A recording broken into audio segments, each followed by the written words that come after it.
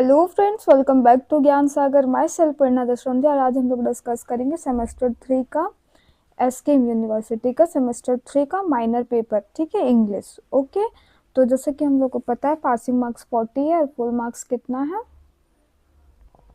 100। Okay, तो चलिए start करते हैं हम लोग। पहले हम लोग जो हमेशा करते हैं, पहले सिलेबस डिस्कस करेंगे, देन शॉर्ट मतलब one word question answer discuss करेंगे, उसके बाद हम लोग शॉर्ट फिर लॉन्ग। तो कुछ मतलब वीडियो के अंत तक बने रहिए, होप वीडियो आपके लिए हेल्पफुल रहेगा। तो चलिए लोग कैमरा को ऑफ कर देते हैं, ठीक है। चलिए भाई, तो स्टार्ट करते हैं। पहला यूनिट 1 में हमारा क्या है, यूनिट 1 में है विलियम शेक्सपियर का सेल आई कंपेयर दी, ठीक है। इसमें क्या होता है, शेक्सपियर किसको कंपेयर करते हैं, अपने प्रेमिका को। किससे करते हैं, तो समर से, ठीक है। बताते हैं कि समर तो एक ऐसा ब्यूटीफुल सीजन है, टेम्परेंट है, मतलब जैसे कि इंग्लैंड में क्या होता है, बहुत ज़्यादा सर्दी पड़ती है, तो गर्मी उन लोग के लिए एकदम क्या होता है, पैराडाइज स्टेट टाइप में होता है कि नहीं।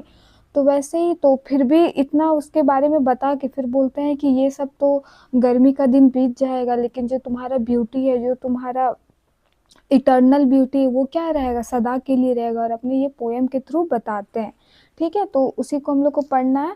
उसके बाद जॉन डने का क्या पढ़ना है भाई, गुड मॉरो, ठीक है। क्या पढ़ना है, गुड मॉरो। और हम लोग क्या करेंगे कि जैसे जैसे क्वेश्चन आएगा वैसे वैसे डिस्कस कर लेंगे, ठीक है। जॉन मिल्टन का क्या है, ऑन हिज ब्लाइंडनेस। इसमें क्या होता है कि जो ये रियल स्टोरी बेस्ड है, जॉन मिल्टन क्या होता है, वो अपने आंखों का विजन खो देते हैं। तो वो एक पोयम लिखते हैं कि क्या फ़ायदा हुआ हम इतना जो अपने लिख कर, अपने मतलब अपने राइटिंग से हम क्या किए, इस संसार का मतलब उद्धार कर रहे हैं, चाहे हम अपने गॉड को सर्विस दे रहे हैं और बदले में उसको क्या गिफ्ट मिलता है वो इसमें है, ठीक है। तो ये भी बहुत अच्छा पोयम है। उसके बाद यूनिट 2 में क्या है, यूनिट 2 में है विलियम वर्ड्सवर्थ का द डैफोडिल्स, ठीक है, जो कि जॉय और उसको रिप्रेजेंट करता है। एस.टी. कॉलरिज का क्या है, कुबला खान, ठीक है। पी.बी. शेले का क्या है, ओzymandias, ठीक है। और जॉन किट्स का क्या है, ओडे ऑन मेलनकोली, ठीक है। यूनिट 3 में क्या पढ़ना है आपको, लॉर्ड अल्फ्रेड टेनिसन का ब्रेक ब्रेक ब्रेक। और रॉबर्ट ब्राउनिंग का क्या पढ़ना है, मीटिंग एट नाइट, जो कि एक रोमांटिक पोएट है, पोएट्री है, ठीक है। जीएम हॉपकिंस का क्या पढ़ना है, पाइड ब्यूटी, ओके। यूनिट 4 में आपको क्या पढ़ना है, टी.एस. इलियट का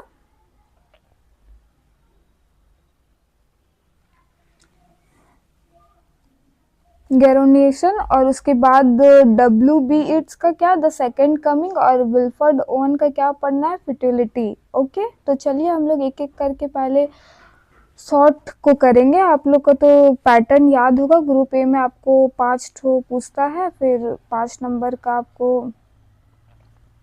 2 क्वेश्चन पूछता है, ऐसे ही पूछता है ना। फिर ग्रुप बी में आपको कोई 4 करना रहता है, ठीक है। चलिए तो हम लोग स्टार्ट करते हैं भाई, हमारा ऑब्जेक्टिव है, ठीक है। तो पहला क्वेश्चन है, shall I compare thee to a summer's day is written by. तो ये किसके द्वारा लिखा गया है, विलियम शेक्सपियर के द्वारा। Shall I compare to thee a summer's day का किसके द्वारा लिखा गया है, विलियम शेक्सपियर के द्वारा, ठीक है। उसके बाद question number 2, Shakespeare shall I compare thee इजर। तो ये क्या है, शेक्सपियरियन सोनेट है, ठीक है, 14 का, ओके। शेक्सपियर सोनेट है, होप आप लोग को सोनेट के बारे में अच्छे से पता होगा। Question number 3, John Donne belongs to which school of poetry. तो ये कहाँ से बिलोंग करते थे, मेटाफिजिकल स्कूल। कहाँ से बिलोंग करते थे, मेटाफिजिकल, ठीक है। Question number 4, the good Morrow deals mainly with. तो किससे डील करते हैं भाई, तो स्पिरिचुअल एंड फिजिकल लव, ठीक है। स्पिरिचुअल मतलब गॉड से प्यार, ठीक है। चलिए उसके बाद question number 5, on his blindness. चलिए ये तो हो गया ना, on his blindness express Milton's idea of patience and service to God. वो भी क्या कर रहे हैं, भगवान को सर्विस दे रहे हैं, ठीक है। Question number 6, they also serve who only stand wait suggest. They also serve who only stand and wait suggest. तो साइलेंट सर्विस टू गॉड, ठीक है। Question number 7, the daffodil celebrate. तो डेफोडिल किसको सेलिब्रेट करता है, नेचर एंड जॉय को, ठीक है।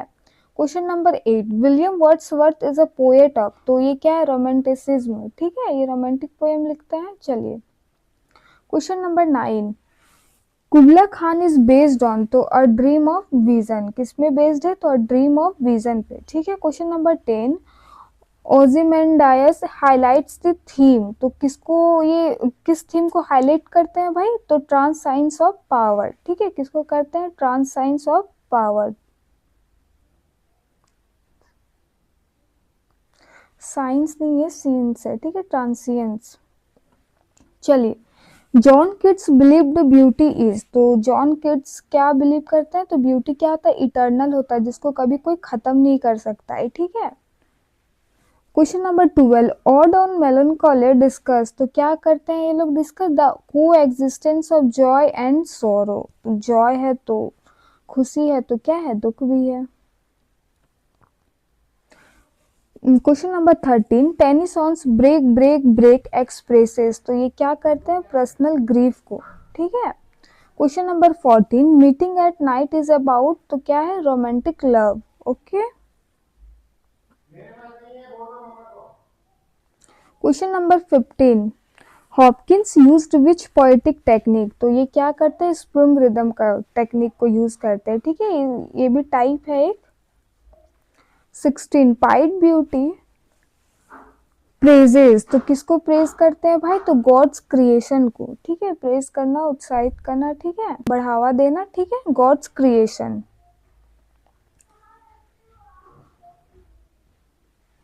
और ये क्या है, गेरेंसियन किसको रिफ्लेक्ट कर रहा है भाई, तो स्पिरिचुअल एम्प्टीनेस को, ठीक है, किसको, स्पिरिचुअल एम्प्टीनेस को।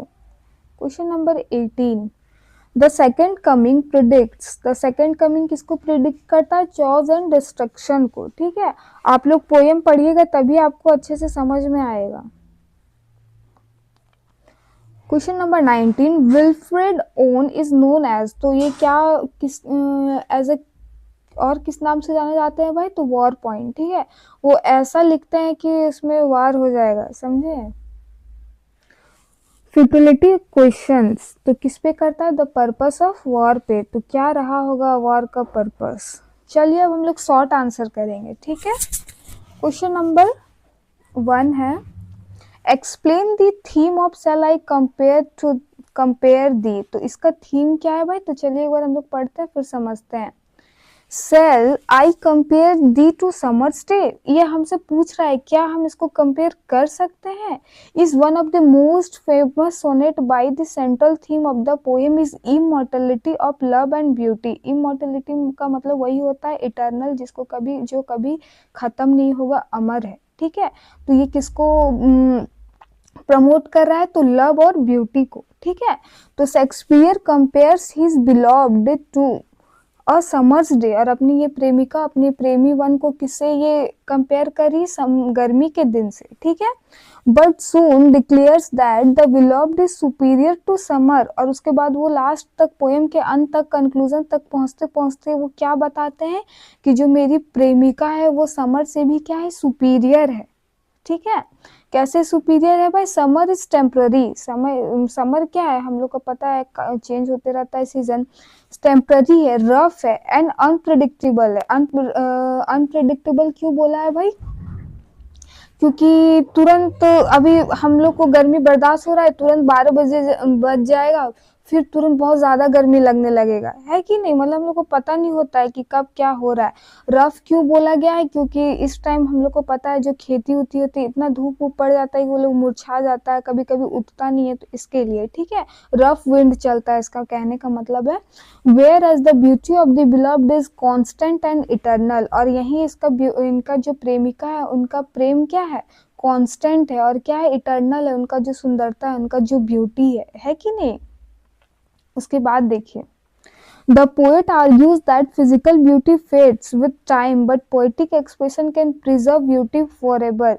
ये जो फिजिकल ब्यूटी है, फिजिकल ब्यूटी क्या है भाई, तो जो टेम्पररी आ रहा है, रफ विंड चल रहा है कि नहीं, तो ये सब क्या है, फिजिकल ब्यूटी है, ये एक समय के बाद फेड हो जाता है, उड़ जाता है, लेकिन with time but poetic expression, जो अभी लेखक, जो ऑथर, यहाँ पे पोएट बोलेंगे, जो पोएट अभी जो लिख रहे हैं वो क्या है, प्रिजर्व हो गया है फॉर एवर के लिए, एकदम इमॉर्टल हो गया है कि नहीं। थ्रू पोएट्री, जो इसमें जो लिखा गया है वो क्या जन्मों जन्मांतर तक रहेगा, कंजर्व रहेगा, प्रिजर्व रहेगा। The beloved will live life eternally in the minds of reader, है कि नहीं। अभी भी हम लोग पढ़ रहे हैं तो हम लोग सोच रहे हैं ना कि भाई ऐसा क्या उनके प्रेमिका में था जो समर से ज्यादा उसको सुपीरियर मान रहा है, तो है ना। आज हम पढ़ रहे हैं, आज 50 साल बाद कोई और पढ़ेगा, 100 साल बाद कोई और पढ़ेगा, है कि नहीं, तो ये इमॉर्टल हो गया। The final lines emphasizes the power of art to defeat time and death. Thus, the poem celebrates love, beauty, and eternal nature of the poetry. ठीक है, चलिए हो आपको पोएम का सेंट्रल थीम समझ में आ गया होगा। Question number 2, discuss the metaphysical elements in the good morrow. तो क्या है भाई, the good morrow by a classical example of metaphysical poetry. ये किसका, द गुड मॉरो किसका एग्जाम्पल है, मेटाफिजिकल पोएट्री का, ठीक है। The poem explores love using intellectual argument. Intellectual arguments का मतलब moral arguments, what is the क्या मतलब क्या सही है क्या गलत है उसके बेसिस पे, ठीक है। Philosophical ideas and striking metaphors. Metaphors मतलब जान रहे हैं ना, रस, ठीक है। डने uses conceits such as a comparing lovers or two hemisphere of the world so the completeness of love, और वो टू हेमिस्फेयर दिखा के क्या लव को completeness बता रहे हैं कि ना। The poem suggests that true love creates a world of its own and transcends physical boundaries। एक इस पोएम में है कि कैसे एक जैसे कि एक कमरा है और उसमें दो लोग रहते हैं, दोनों प्रेमी है, ठीक है, दोनों प्रेमी है। तो ये जो चारों तरफ से घिरा हुआ कमरा ही इसके लिए क्या हो जाएगा, चारों तरफ से घिरा हुआ ही कमरा इसका क्या बन जाएगा, इसका दुनिया बन जाएगा। इसको किसी और का जरूरत होगा क्या, नहीं होगा, है कि नहीं। और ये बताते हैं कि चार दीवारी कमरे में वो पूरा जिंदगी क्या कर सकते हैं, गुजार सकते हैं, ठीक है। Love is presented as a spiritual union rather than merely physical attraction. Donne's uses of wit, paradox, and learned imaginary reflects metaphysical style. The poem ultimately celebrates mature love that unites body and soul. है कि नहीं। चलिए अब हम लोग explain the central idea on his blindness वाला में पढ़ेंगे, ठीक है। तो on his blindness by deeply personal sonnet written after Milton lost his eyesight, वो इसका उनका खुद का पर्सनल एक्सपीरियंस है। The poem reflects his inner struggle, fear and ultimate acceptance of God's will, ठीक है। Milton worries that he can no longer serve God through writing. अब ये क्या सोचते हैं कि भाई मेरा आंखें तो चला गया, अब हम लिखेंगे नहीं, अब लिखेंगे नहीं तो हम भगवान की सेवा कैसे करेंगे, वो यहाँ पे ये समझ रहे हैं कि नहीं। However the poem resolves with realization that God does not need human labour.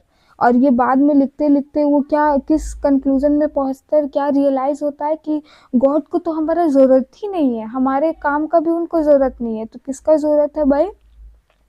The famous line they also serve who only stand and wait, है कि नहीं, teaches the values of patience and faith. The poem highlight spiritual obedience and acceptance rather than actions, ठीक है। वो जो बोलता है ना कि जो बस खड़े रहते हैं पेशेंस के साथ, धैर्य के साथ, जो गलत काम नहीं करते हैं और जो नहीं लिख रहे उसके साथ भी भगवान है कि नहीं। वो इसमें बोला जा रहा है कि जैसे कि ये समझते थे कि हम लिख रहे हैं तो भगवान को सेवा दे रहे हैं, तो फिर वो बाद में रियलाइज होता है कि भगवान को इसका जरूरत भी नहीं है कि नहीं, भगवान तो सबके साथ होते हैं।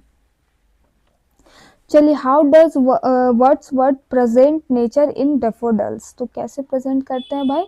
The daffodils present nature as a source of joy, peace and inspiration. तो डैफोडिल्स किसको प्रेजेंट करता है, जॉय को, पीस को और इंस्पिरेशन को, ठीक है। The poet describes field of golden daffodils dancing beside a lake. Nature is personified and shown as lively and cheerful. Wordsworth believe nature has healing power, क्या मानते हैं कि नेचर के पास सब कुछ सही करने का शक्ति होता है ओवर द ह्यूमन माइंड, है कि नहीं। आप रास्ते से कहीं जा रहे हो और बहुत सारा हरियाली दिख गया, अगर आप उतर के उस हरियाली का अगर मजा लीजिएगा उस सफर का, तो क्या होगा, आपका माइंड रिफ्रेश हो जाएगा। मंजिल से बिना पहुंचे से पहले ये नहीं होता है कि हाँ हमको यहीं पे जाके हमको शांति मिलेगा, ऐसा नहीं होता है कि नहीं। हमारा जो भी कुछ होता है नेचर को देखने के बाद हमारा माइंड क्या हो जाता है, थोड़ा रिलैक्स हो जाता है। इसीलिए तो हम लोग घूमने के लिए जाते हैं बीच बीच में, बोलते नहीं चलो ट्रिप से घूम के आएंगे सब अच्छा हो जाएगा, मतलब हमारे माइंड को वो क्या कर रहा है, हील कर रहा है कि नहीं। Even when the poet is alone और सैड, ठीक है, the memory of daffodils fills his heart with pleasure. The poem reflects romantic ideals such as imagination, emotion and beauty of the natural world. ठीक है, चलिए इसका पढ़ेंगे। Describe the dream like quality of Kubla Khan. तो Kubla Khan by is known for the dream like quality. The poem was inspired by opium induced dream. ये किसके द्वारा कैसे इंस्पायर्ड है ये पोएम, तो opium induced dream. It presents vivid imagery, mythical landscapes and supernatural elements. The poem lacks a logical structure, ठीक है, मतलब इमेजनरी है तो ये क्या थोड़ा लॉजिकल स्ट्रक्चर से बाहर निकल के क्या करते हैं कि हाँ जो पसंद आए, जो आदमी इमेजिन करता है कि नहीं। Which enhance the mysterious atmosphere. The description of Xandu's sacred rivers and pleasure tombs creates a world beyond reality. The poem reflects a romantic emphasis on imagination and creativity. चलिए explain the message of Ozymandias. ठीक है, तो Ozymandias is a powerful sonnet written by central message of the poem, ठीक है, is the impermanence of power and human pride. तो ये क्या है भाई, तो the Shelley present the story of a ruined statue of a once mighty king. ठीक है, एक किंग का क्या है, एकदम टूटा फूटा ब्रेक स्टैचू है। ठीक है, Ozymandias found in a vast desert.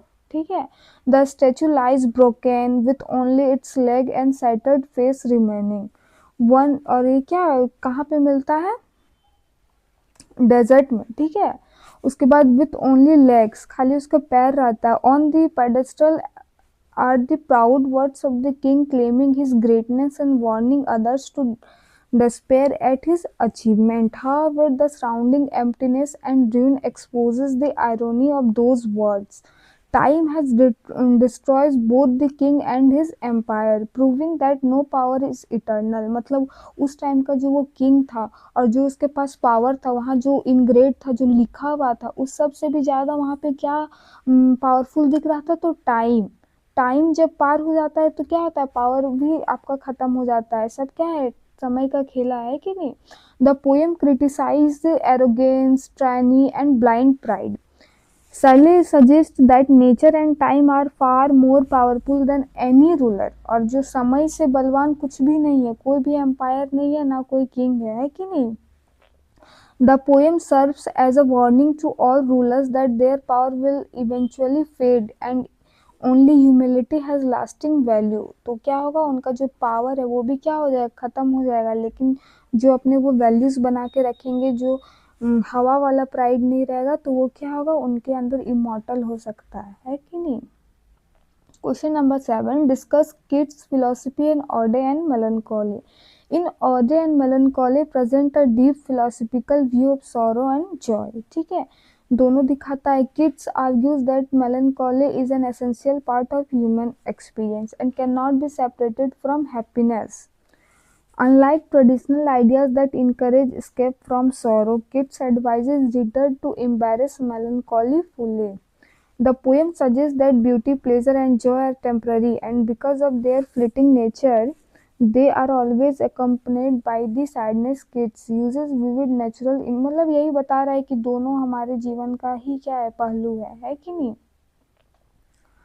चलिए आप ना बस क्वेश्चन पढ़ देते हैं, वीडियो ज़्यादा लॉन्ग हो जाएगा तो शायद फिर आपको देखने में भी बोरिंग लगेगा। चलिए, explain the theme of grief in break break break. Okay, तो आप चाहो तो स्क्रीनशॉट ले सकते हो। ठीक है, उसके बाद क्या है, describe the portrayal of love in meeting at night. ठीक है, वैसे ही अगर आप पोएम पढ़े होंगे तो आपको समझ में आ रहा होगा कि जैसे हम लोग ऊपर का देखे वैसे कैसे होगा। ठीक है, उसके बाद explain the irony and messages of war in futility. चलिए 2 ही क्वेश्चन छूटा है। चलिए इधर हम लोग पार्ट सी का जो लॉन्ग में आपका आ सकता है वो सब हम लोग यहाँ पे क्वेश्चन पढ़ेंगे। Write a critical appreciation of shall I compare thee to summer day. यहाँ पे बताया गया है कि कैसा रिदम फॉलो कर रहा है, ठीक है। उसके बाद क्या है question number 2, discuss the metaphysical love the good morrow. तो जैसे कि हम लोग इसको किए हैं उसी को थोड़ा बस बढ़ा चढ़ा के लिखना है, ठीक है। Question number 3, explain the religious philosophy in ऑर्डे is blindness. Religious philosophy क्या है भाई। Question number 4, discuss the nature and memory in the daffodils. कैसे उनके मेमोरी में सब इनग्रेड हो गया था और कैसे वो जब दुख रहते थे तो भी अगर याद करते थे तो उनका क्या प्लेजर से भर आता था, है कि नहीं। Question number 5, examine the imagination and mystery in Kubla Khan. Question number 6, critically analyse the theme of power and pride. कैसे theme of power and pride क्या है, सब मिट्टी में मिल जाता है, समय से बलवान कुछ नहीं होता, है कि नहीं।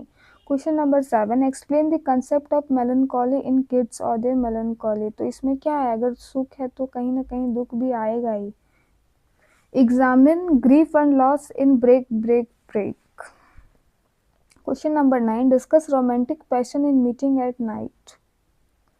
Question number 10, critically evaluate the war irony futility. Very long है अब, ठीक है। Critically examine the theme of spiritual emptiness and modern alienation in Gerontion, ठीक है।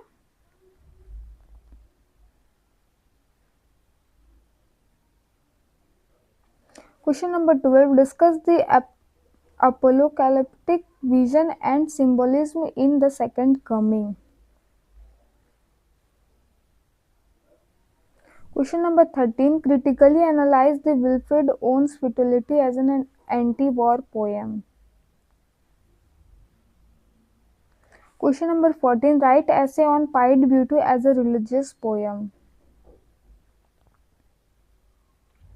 Question number 15, trace the development of English poetry from Shakespeare to Wilfred Owen.